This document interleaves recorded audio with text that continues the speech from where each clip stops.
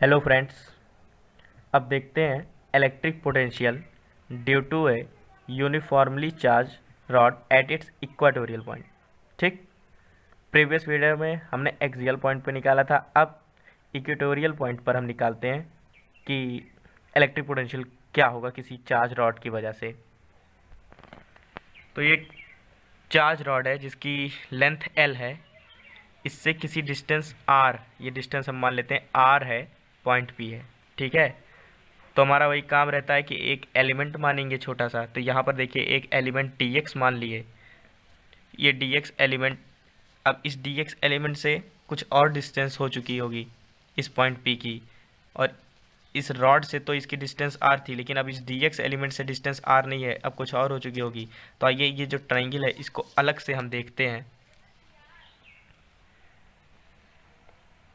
ठीक है, तो देखिए ये रॉड था, रॉड से डिस्टेंस आर थी, और डी एक्स एलिमेंट हमने रॉड के मिड पॉइंट से एक्स डिस्टेंस दूरी पे माना है।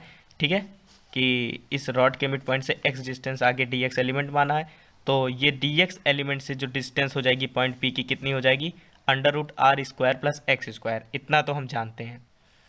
अच्छा, एक चीज़ और ध्यान देने वाली बात है कि जो पॉइंट चार्ज की वजह से हम लोग फार्मूला लगाते हैं के क्यू बाई आर, ये के क्यू बाई आर जो है, तो ये आर होता क्या है? ये आर वही होता है कि जो पॉइंट चार्ज है उससे कितने दूरी पे है।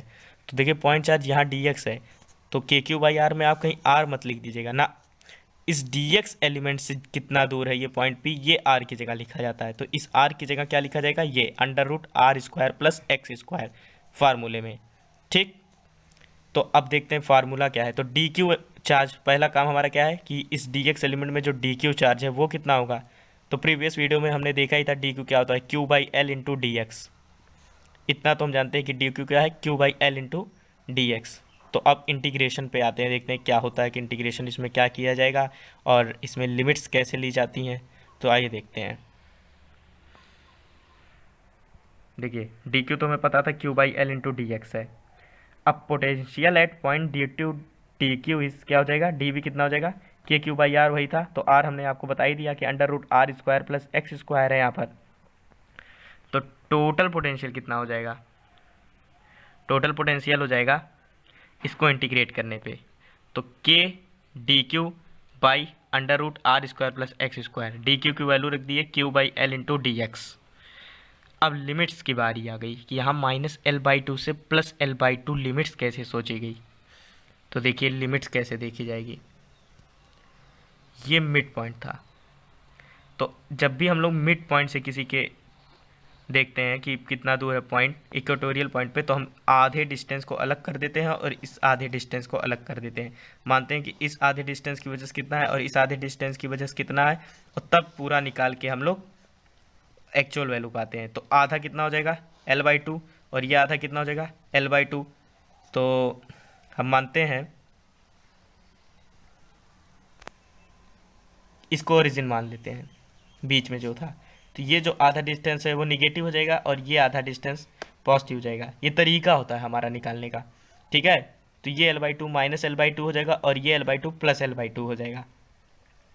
ठीक, तो अब इस आधे डिस्टेंस वजह से और इस आधे के डिस्टेंस की वजह से कितना होगा, तो ये इंटीग्रेशन में निकालना है।